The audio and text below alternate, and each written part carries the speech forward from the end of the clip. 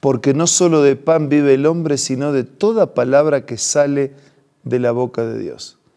Estas palabras de Jesús son las que nos convocan todos los días para leer, para meditar y reflexionar sobre las Sagradas Escrituras.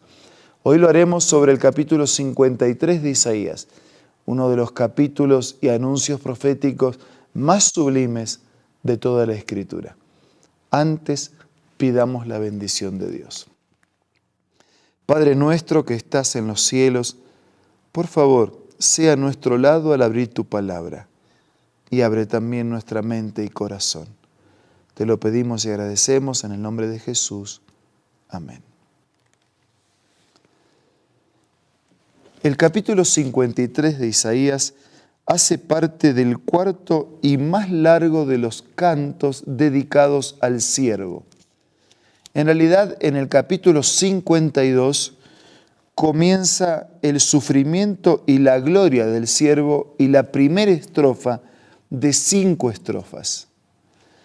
En el capítulo 53 nos encontramos con la segunda, la tercera, cuarta y quinta estrofa. Vamos a reflexionar leyendo uno de los capítulos más hermosos de la Biblia. Con 7 siglos de anticipación, el profeta Isaías estaba anunciando la venida del siervo sufriente y lo hacía de esta manera.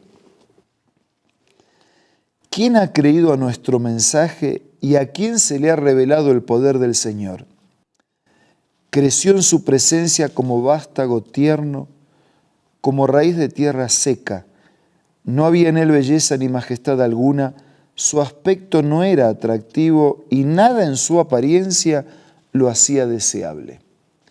Este anuncio profético se aplica definidamente a la venida del Mesías, a la venida del Hijo de Dios. Dice versículo 3, despreciado y rechazado por los hombres, varón de dolores, hecho para el sufrimiento. Todos evitaban mirarlo, fue despreciado y no lo estimamos. Y allí termina la segunda estrofa. Y comienza ahora la tercera estrofa de este canto. Versículo 4. Ciertamente Él cargó con nuestras enfermedades, soportó nuestros dolores, pero nosotros lo consideramos herido, golpeado por Dios y humillado. Él fue traspasado por nuestras rebeliones y molido por nuestras iniquidades. Sobre Él recayó el castigo, precio de nuestra paz, y gracias a sus heridas fuimos sanados.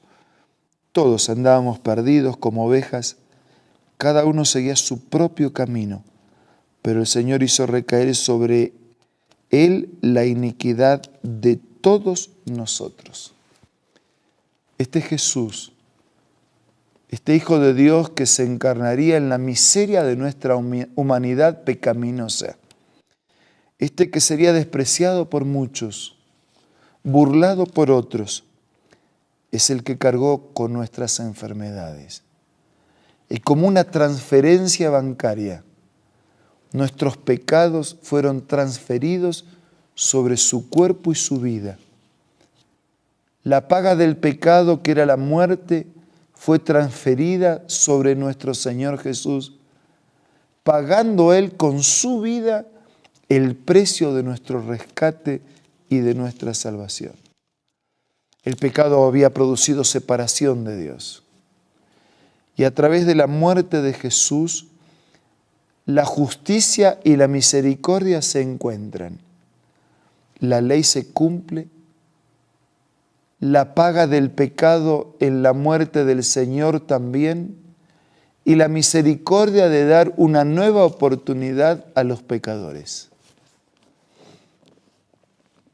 La cuarta estrofa comienza en el versículo 7 y dice, maltratado y humillado, ni siquiera abrió su boca, como cordero fue llevado al matadero y como oveja enmudeció ante su trasquilador, sin abrir su boca.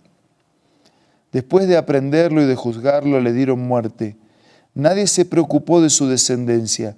Fue arrancado de la tierra de los vivientes, golpeado por la transgresión de mi pueblo. Se le asignó un sepulcro con los malvados. Murió entre los malhechores. Y aunque nunca cometió violencia alguna, ni hubo engaño en su boca. Sí, lo maltrataron a él cuando yo merecía ser maltratado. El Rey del universo y el justo Dios encarnado en la miseria humana quedó callado más de una vez cuando fue condenado en sus aparentes juicios a los que fue sometido. Fue juzgado, decidieron darle muerte, fue golpeado, pero no fueron los golpes, ni las lanzas, ni los látigos, ni los clavos los que ocasionaron la muerte del Hijo de Dios. Fue la carga de llevar sobre sí los pecados de todos nosotros. Sí, incluso los suyos y por supuesto también los míos. En el versículo 10 comienza la quinta estrofa de este canto. El Señor quiso quebrantarlo y hacerlo sufrir, y como Él ofreció su vida en expiación, verá su descendencia y prolongará sus días y llevará a cabo la voluntad del Señor. Cuando Él estaba clavado en la cruz, la gente gritaba, a otros salvó y a sí mismo no puede salvarse. Y era verdad, a otros salvó, pero a sí mismo no podía salvarse. Y fue así porque Él voluntariamente puso su vida para salvar a los demás. No podía al mismo tiempo salvarse a sí mismo, salvar a los otros. Se requería de alguien que tuviera vida propia, solo Dios. Se requería de alguien que estuviera sin pecado, solo nuestro Señor Jesucristo. Y esa vida eterna de Dios y esa vida limpia, sin mancha de pecado, era la única que podía pagar con las consecuencias de nuestro pecado. Versículo 11. Después de su sufrimiento verá la luz y quedará satisfecho. Por su conocimiento mi siervo justo justificará a muchos y cargará con él las iniquidades de ellos. Por lo tanto le daré un puesto entre los grandes. Repartirá el botín con los fuertes porque derramó su vida hasta la muerte y fue contado entre los transgresores. Cargó con el pecado de muchos e intercedió por los pecadores. Un día Jesús verá el fruto de la aflicción de su alma y quedará satisfecho. Ofreció su vida en expiación y verá una descendencia y la verá prolongando sus días y su vida para siempre. La muerte del Hijo de Dios hace posible nuestra vida para siempre. Él murió para que nosotros pudiéramos vivir. La pregunta es, ¿hasta qué punto nosotros aceptamos la muerte del Hijo de Dios en nuestro lugar? ¿Hasta qué punto reconocemos que nuestros pecados ocasionaron su muerte y hasta qué punto lo buscamos, no solo para recibir la paz del perdón, sino también la fortaleza y la presencia de su Espíritu para ser vencedores sobre el pecado? ¿Hasta qué punto tamaña manifestación de amor de Dios? Después Juan diría, nadie tiene mayor amor que este, que alguien ponga su vida. ¿Hasta qué punto tamaña manifestación de amor encuentra en el corazón de cada uno de nosotros un sentido de ser recíprocos, de amarlo también de la misma manera que Él nos amó? Tal vez en este momento esté hablando para alguien que está solo, para alguien que tiene una familia quebrada, para alguien que está enfermo, para alguien que lucha y las cosas de la vida parecen no sonreírle. Tengo una buena noticia. No importa cuánto haya acontecido en tu vida, Dios te ama y te ama al extremo que dio la vida de su Hijo para demostrar ese amor. No hay nada que pueda estar ocurriendo en tu vida que no pueda ser resuelto en la medida que reconozcas que Dios te ama, que tiene interés en ti, que si dio a su Hijo, como diría Pablo, ¿cómo no nos va a dar también con Él todas las demás cosas? Por favor, confía tu vida a Dios en esta hora. Agradece por ese sacrificio y vivirás un día diferente. Ahora vamos a orar.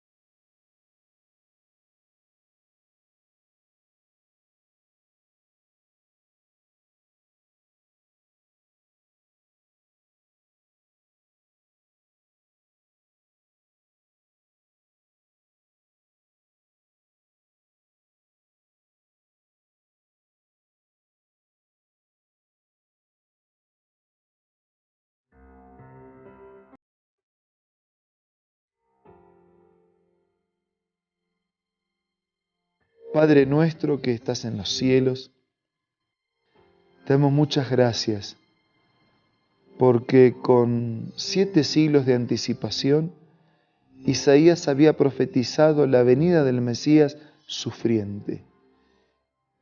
Y ahora queremos no solo confiarte en nuestra vida y sentir la paz del perdón, sino que también queremos sentir tu presencia para seguir tus caminos, para hacer tu voluntad, para ser recíprocos, para amarte.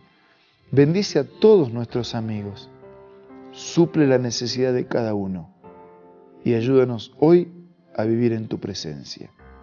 Lo pedimos y agradecemos en el nombre de Jesús. Amén. Muchas gracias amigos por acompañarnos permanentemente. Nos reencontramos mañana, si Dios lo permite, para seguir siendo reavivados por su palabra.